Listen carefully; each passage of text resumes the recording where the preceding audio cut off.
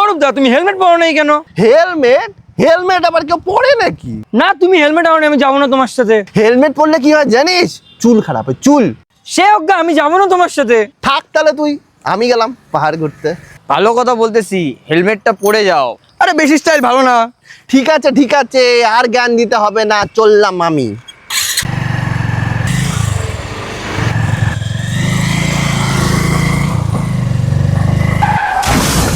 স্বরূপ দা, ওই সৌন্দর কি হলো? আরে বাহ, কি জোর ব্যথা লাগছে রে ভাই, ব্যথা লাগছে। সবই ঘুরতে দোষ, না থাকতো ঘুরতো না, গাড়ি উঠবে উল্টো তো না, আমি ব্যথা পেতাম। কেমন কি ব্যথা। ও স্বরূপ দা, কি হলো গো তোমার? কি আর হবে, এই তো দাঁড়া আছি।